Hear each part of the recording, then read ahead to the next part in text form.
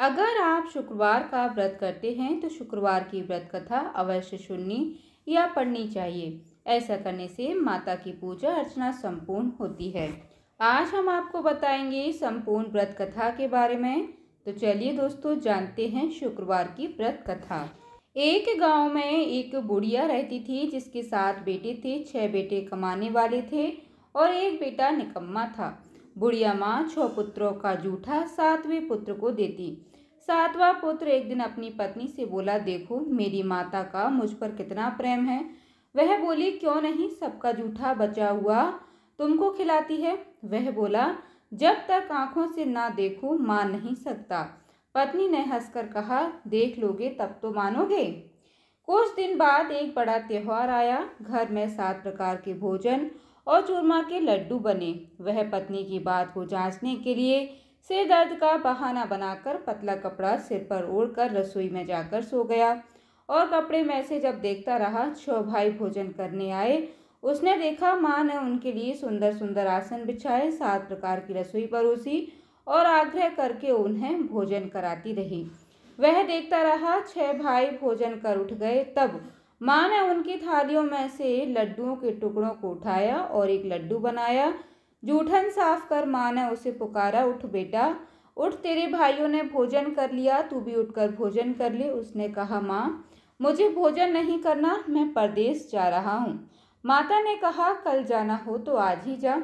वह बोला, हाँ हाँ जा रहा हूँ। यह कहकर वह घर से निकल गया। चलते समय उसे पत्नी की याद आई। वह गौशाला में कंडे थाप रही थी। वहां जाकर वह बोला, मेरे पास तो कुछ नहीं है, यह अंगूठी है सो ले लो और अपनी कोई निशानी मुझे दे दो। वह बोली, मेरे पास क्या है, यह गोबर भरा हाथ है। यह कहकर पत्नी ने उसकी पीठ पर गोबर के हाथ की थापी मार दी। वह चल दिया। चलते चलते दूर देश में पहुंच गया। वहां एक साहूकार की दुकान थी। वहां जाकर बोला, सेठ जी मुझे नौकरी रख लो। साहूकार को नौकर की सख्त जरूरत थी। साहूकार ने कहा, काम देकर तनख्वाह मिलेगी। उसने कहा, सेठ जी जैसा आप ठीक समझें। उसे साहूकार के यहाँ नौकरी मिल गई। वह वहाँ दिन रात काम करने लगा। कुछ दिन में दुकान का लेन देन, हिसाब किताब, ग्राहकों को माल बेचना, सारा काम करने लगा। साहूकार के 7-8 नौकर थे। वे सब चक्कर खाने लगे, लेकिन उसने अपनी लगन, परिश्रम और ईमानदारी से सभी को पीछे छोड़ दिया। उसे अपने किए का फल मिला। सेठ ने भी उसका काम देखा और 3 महीने में ही उसे मुनाफे में साझेदार बना लिया। परिश्रम करते करते 12 वर्ष में ही वह नगर का नामी सेठ बन गया और सेठ अपना सारा कारोबार उस पर छोड़कर बाहर चला गया। इधर उसकी पत्नी पर क्या बीती वह सुने। सास ससुर उसे दुख देने लगे। गृहस्थी का काम करवा कर उसे लकड़ी लेने जंगल में भेजते। इस बीच घर की रोटियों के आटे से जो भूसी निकलती उसकी रोटी बनाकर रख दी जाती और फूटे नारियल की नरेली में पानी दिया जाता। इस तरह दिन बीतते रहे। एक दिन वह जब जंगल में लकड़ी लेने जा नहीं थी, तब उसे रास्ते में बहुत सी स्त्रियां संतोषी माता का व्रत करती दिखाई दी। यहाँ वहाँ खड़ी होकर पूछने लगी, बहनों यह तुम किस देवता का व्रत करती हो और इसके करने से क्या फल मिलता है? इस प्रकार के करने की क्या विधि है? यदि तुम अपने इस व्रत का विधान मुझे समझाकर कहोगी तो मैं तुम्हारा बड़ा एहसान मानूंगी। उसने एक स्त्री बोली, सुनो यह संतोषी माता का व्रत है।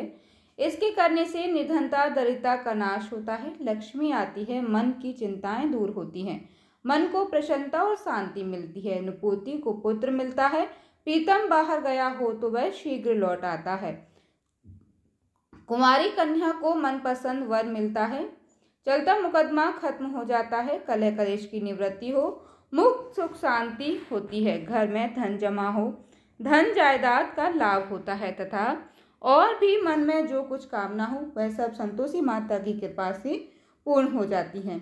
इसमें बिल्कुल भी संदेह नहीं है। वह पूछने लगी, यह व्रत कैसे किया जाता है, यह भी बताओ तो बड़ी कृपा होगी। वह स्त्री कहने लगी, बिना परेशानी श्रद्धा और प्रेम से जितना भी बन सके प्रसाद लेना, 5.25 पैसे से 5.25 आने तथा इससे भी ज़्यादा शक्ति और भक्ति के अनुसार गुड़ और चना लें। हर शुक्रवार को निराहार रहकर कथा कहना सुनना इसके ओम बीज कम नहीं टूटे, लगातार नियम पालन के करना। सुनने वाला कोई ना मिले तो घी का दीपक जलाकर उसके आगे जल के पात्र को रखकर कथा कहना, परंतु नियम ना टूटे जब तक कार्य सिद्ध ना हो। नियम पालन करना और कार्य सिद्ध हो जाने पर व्रत का उद्यापन करना। 3 मास में माता पूरा फल प्रदान करती हैं। यदि किसी के ग्रह खोटे हैं वो भी माता 1 वर्ष में अवश्य उनको अनुकूल कर देती हैं। कार्य सिद्ध होने पर ही उद्यापन करना चाहिए, बीच में नहीं करना चाहिए। उद्यापन में 2.5 सेर आटे का खाजा तथा इसी अनुसार खीर तथा चने का साग बनाना, 8 बच्चों को भोजन कराना, जहाँ तक मिले देवर जेठ भाई बंधु कुटुंब के लड़के लेना, ना मिले तो रिश्तेदारों और पड़ोसियों के लड़के बुलाना, उन्हें भोजन करा यथाशक्ति दक्षिणा दे। माता का नियम पूरा करना। ध्यान रखना उस दिन घर में कोई खटाई ना खाए। यह सुन वह वहां से चल दी। रास्ते में लकड़ी के बोझ को बेच दिया और उन पैसों से मैं गुड़ चना ले माता के व्रत की तैयारी कर आगे चली। रास्ते में संतोषी माता के मंदिर में जब माता के चरणों में लौटने लगी, विनती करने लगी, माँ मैं दीन हूँ, निपट मूर्ख हूँ, व्रत के नियम को जानती नहीं हूँ, मैं बहुत दुखी हूँ। हे माता मेरा दुख दूर कर, मैं तेरी शरण में हूँ। माता को दया आई। एक शुक्रवार बीता कि दूसरे शुक्रवार को ही उसके पति का पत्र आया और तीसरे शुक्रवार को उसका भेजा हुआ पैसा आ गया। यह देखकर जेठानी मुंह सिकोड़ने लगी। इतने दिनों बाद इतना पैसा आया, इसमें क्या बड़ाई है। लड़के ताने देने लगे। काकी के पास अब पत्र आने लगे, रुपया आने लगा। अब तो काकी की खातिर बढ़ेगी, अब तो काकी बुलाने से भी नहीं बोलेगी। बेचारी सरलता से कहती, भैया पत्र आए रुपया आए तो हम सबके लिए अच्छा है। ऐसा कहकर आंखों में आंसू भरकर संतोषी माता के मंदिर में जा मातेश्वरी के चरणों में गिरकर रोने लगी। माँ मैंने तुमसे पैसा नहीं माना, मुझे पैसे से क्या काम, मुझे तो अपने सुहाग से काम है। मैं तो अपने स्वामी के दर्शन और सेवा मांगती हूँ। तब माता ने प्रसन्नता होकर कहा, जा बेटी तेरा स्वामी जल्द ही आएगा। यह सुन खुशी से बावली हो वह घर आकर काम करने लगी। संतोषी माँ विचार करने लगी, इस भोली पुत्री से मैंने कह तो दिया कि तेरा पति शीघ्र आएगा, पर आएगा कहाँ से। वह तो इसे स्वप्न में भी याद नहीं करता। उसे इसकी याद दिलाने के लिए मुझे ही जाना पड़ेगा। संतोषी माता ने उस बुढ़िया के बेटे को स्वप्न में समझाया, पुत्र तेरी घरवाली कष्ट उठा रही है। यह बोला, हाँ माता यह तो मुझे भी मालूम है, परंतु क्या करूं, वहां कैसे जाऊं। परदेश की बात है, लेन देन का सारा हिसाब किताब है, कोई जाने का रास्ता नजर नहीं आता। आप ही कोई राह दिखाएं कि वहां कैसे जाऊं। माँ कहने लगी, सवेरे नहा धोकर संतोषी माता का नाम ले, घी का दीपक जलाकर दंडवत कर और दुकान पर जा बैठना। देखते ही देखते तेरा लेन देन चुक जाएगा, जमा माल बिक जाएगा, सांझ होते ही धन का ढेर लग जाएगा। वह अगले दिन सुबह बहुत जल्दी उठा। उसने अपने मित्र बंधुओं परिचितों स्वप्न में माता द्वारा कही गई बात कह सुनाई। वे सब उसकी बात सुनकर उसकी खिल्ली उड़ाने लगे। वे कहने लगे कि कहीं कभी सपने की बात भी सच्ची होती है। एक बूढ़ा व्यक्ति बहुत समझदार था। वह बोला, देखो भाई मेरी बात मानो, इस तरह सांच या झूठ कहने के बदले देवता ने जैसा कहा है वैसा ही करना, तेरा क्या जाता है। बूढ़े की बात मानकर नहा धोकर उसने संतोषी माता को प्रणाम किया, फिर भी दीपक जलाकर दुकान पर जा बैठा। शाम तक धन का ढेर लग गया। वह हैरान हुआ, मन में संतोषी माता का नाम ले प्रसन्न होकर जाने के वास्ते गहना कपड़ा व सामान खरीदने लगा। सब काम से निपटने के बाद अपने घर को रवाना हुआ। उधर उसको पत्नी जंगल में लकड़ी लेने गई। लौटते वक्त थक जाने के कारण संतोषी माता के मंदिर पर विश्राम करने बैठ गई। यह तो उसका रोज रुकने का स्थान था। धूल उड़ती देख उसने माता पूछा, हे माता यह धूल कैसी उड़ रही है। माँ ने कहा, हे पुत्री तेरा पति आ रहा है, अब तू ऐसा कर लकड़ियों के 3 बोझ बना ले, एक नदी किनारे रख, दूसरा मंदिर पर और तीसरा अपने सिर पर रख। तेरे पति को लकड़ी का गट्ठा देखकर मोह पैदा होगा, यह वहां रुकेगा, नाश्ता पानी बनाकर खाकर माँ से मिलने जाएगा। तू लकड़ी का बोझ उठाकर जाना और बीच में चौक में गट्ठा डालकर 3 आवाज जोर से लगाना, लो सासू जी लकड़ियों का गट्ठा लो, भूसे की रोटी दो, नारियल के खोपरे में पानी दो, आज कौन मेहमान आया है। संतोषी माता की बात सुनकर वह बहुत अच्छा माँ कहकर प्रसन्न मन से लकड़ियों के 3 बोझ बना लाई। एक नदी के तट पर, दूसरा माता के मंदिर पर रखा। इतने में ही मुसाफिर वहां आ पहुंचा। सूखी लकड़ी के देख उसकी इच्छा हुई कि अब यहीं विश्राम कर लें और भोजन बनाकर खा पीकर गांव चले। इस प्रकार भोजन कर विश्राम कर वह अपने गांव में आ गया। उसी समय बहू सिर पर लकड़ी का गट्ठा लिए आई। उसने गट्ठा को आंगन में डाल जोर से 3 आवाजें दी। लो सासू जी, लकड़ी का गट्ठा लो, भूसे की रोटी दो, नारियल के खोपरे में पानी दो। आज कौन मेहमान आया है? यह सुनकर सास ने अपने दिए हुए कष्टों को भुलाने के लिए कहा, बहू तो ऐसा क्यों कहती है? तेरा मालिक ही तो आया है। पेट मीठा भात खाकर कपड़े गहने पहन। पत्नी की आवाज़ सुनकर उसका स्वामी बाहर आया और उसके हाथ में अपनी अंगूठी देख व्याकुल हो गया। उसने माँ से पूछा, माँ यह कौन है? माँ बोली, बेटा तेरी पत्नी है। आज 12 वर्ष हो गए जब से तू गया है, तब से सारे गांव में जानवर की तरह भटकती फिरती है। काम काज कुछ करती नहीं, 4 समय आकर खा जाती है। अब मुझे देखकर भूसे की रोटी और नारियल के खोपरे में पानी मांगती है।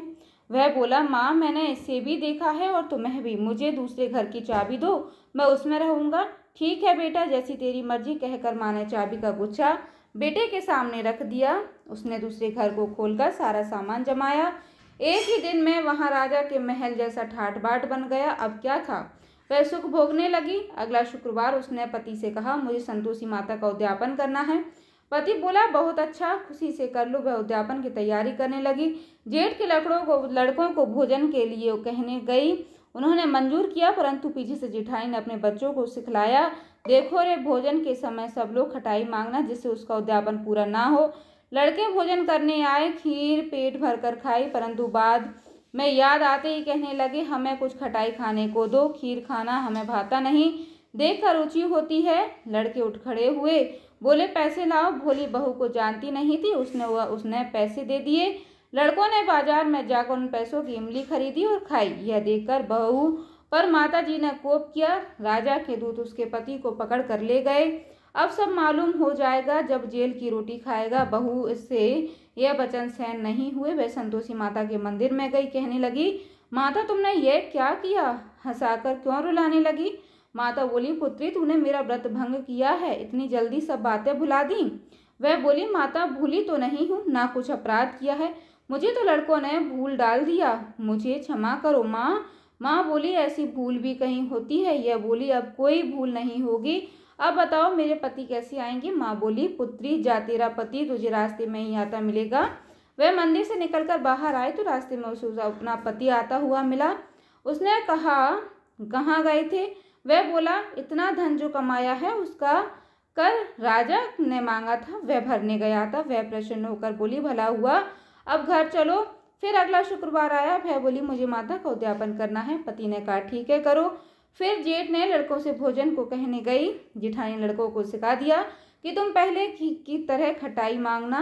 लड़के भोजन करने बैठे, लेकिन भोजन करने से पहले ही कहने लगे, हमें खीर पूरी नहीं भाती, जी बिगड़ता है, मन खराब होता है, कुछ खटाई खाने को दो। यह बोली, खटाई खाने को नहीं मिलेगी, खाना हो तो खाओ। उनके उठकर चले जाने पर उसने ब्राह्मणों को लड़के बुलाकर भोजन करवाया। दक्षिणा की जगह उन्हें एक एक फल दिया। इससे संतोषी माता प्रसन्न हुई। माता की कृपा से 9 माह बाद उसको चंद्रमा के समान एक सुंदर पुत्र पैदा हुआ। पुत्र को लेकर वह प्रतिदिन संतोषी माता के मंदिर में जाने लगी। माँ ने सोचा कि यह रोज आती है, आज क्यों न मैं ही इसके घर चलूं, इसका आश्रय देखूं तो सही। यह विचार कर माता ने भयानक रूप बनाया। गुड़ और चने से सना मुख, ऊपर से मुंड के समान होंठ और उस पर मक्खियां भिनभिना रही थीं। दहलीज पर पैर रखते ही उसकी सास चिल्लाई, देखो रे, कोई चुड़ैल डाकनी चली आई रही है, लड़कों से भगाओ नहीं तो सबको खा जाएगी। बहू रोशनदान से देख रही थी, वही प्रसन्न हो उठी। आज मेरी माता मेरे घर आई है, यह कहकर दूध पीते बच्चे को गोद से उतार दिया। इस पर उसको सास को भर में बहू बोली, अरे रान, इसे देखकर कैसी उतावली हुई जो बच्चे को पटक दिया। इतने में माँ के प्रताप से जहाँ देखो वहाँ लड़के ही लड़के नजर आने लगे। यह बोली, माँ जी, मैं जिनका व्रत करती हूँ यह वही संतोषी माता है। इतना कह उसने झट से घर के सारे किवाड़ खोल दिए। सबने माता के चरण पकड़ लिए और विनती कहने लगे, हे माता, हम मूर्ख हैं, अज्ञानी हैं, तुम्हारे व्रत की विधि हम नहीं जानते, तुम्हारा व्रत भंग कर हमने बड़ा अपराध किया है। हे माता, आप हमारे अपराधों को क्षमा करो। इस प्रकार बार बार कहने पर संतोषी माता प्रसन्न हुई। इसके बाद उसकी सास कहने लगी, हे संतोषी माता, आपने बहू को जैसा फल दिया है वैसा आप सबको देना। जो यह कथा सुने या पढ़े उसका मनोरथ पूर्ण हो। बोली संतोषी माता की जय।